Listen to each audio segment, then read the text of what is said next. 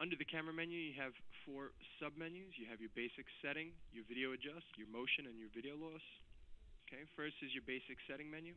Under the basic setting menu, you can go ahead and choose which particular camera you would like to work with. Once you choose your camera you would like to work with, you go ahead and put in your camera title. You can have up to 12 characters in the title. Okay, you have your install button. If you uncheck the install button, you'll notice everything grays out. Okay. If you're not using all 4 or all 8 cameras, it is highly recommended that you uninstall that particular camera, so there is no properties given to that camera and it's not recording on a blank screen. If you do leave the camera uninstalled and there is no camera in that particular input, it will go ahead and record at the event speed or the normal speed, and basically it will be recording a blank space. So that's just going to be eating away at the hard drive space, which is not necessary. So always make sure that if there is no camera input being used, to uninstall it. Underneath there you have your record mode, you have event and continuous. Okay, event means basically recording on an event only, whether it be in motion or an alarm action. And continuous, you have the 2 options between continuous. Okay, continuous could mean 24/7 recording, or if you choose a record mode, continuous, and then you enable the motion, that's saying that you would like it to record at a slower speed rate when there is no motion event, and then jump up to the event speed rate when there is an event. Okay, again, that's only when record mode is continuous and the motion is enabled.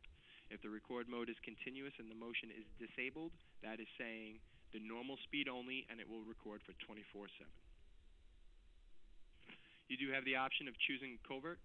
Covert will make the camera appear a blue box as if there is no camera input there. Okay. Again, that's just for covert applications there. You get to choose the record quality for each in particular camera. Okay, you have your 5 different qualities: low, basic, standard, high, and superior. Again, you can choose the record quality for each particular camera. And then below there you have your normal speed and your event speed. Depending on the record mode, you would go ahead and choose your normal and event speeds here below. And in this particular channel, if you were using a PTZ, this is where you would choose the PTZ ID down here below. Next is your video adjust screen. Under the video adjust screen, it's basically you can toggle between cameras 1 through 4.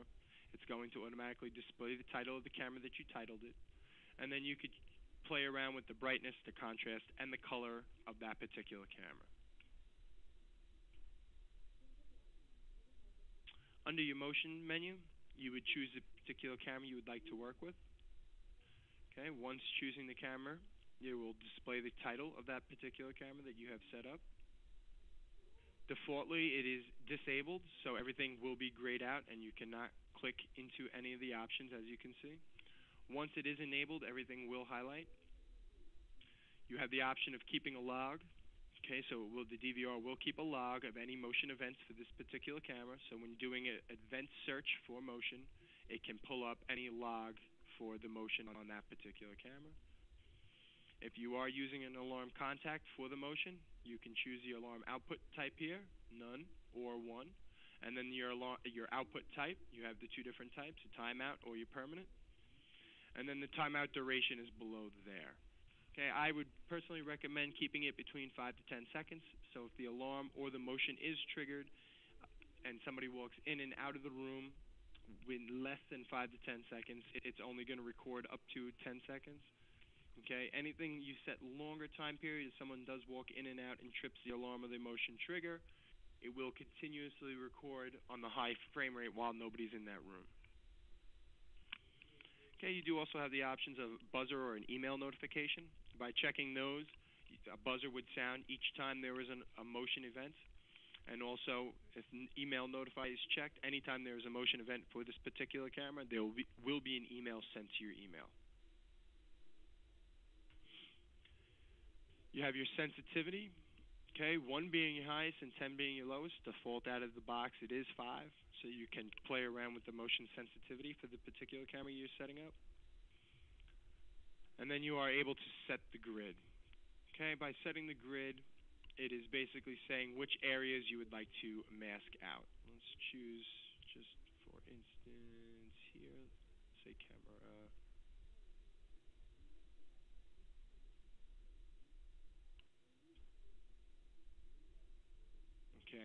let's say camera 4, let's say up top we did not want this area to be affected, so anytime somebody would put a cursor up there on the menu screen, you would be masking out this particular area. So anytime there'd be a motion event in this area, it would not trigger the motion and record.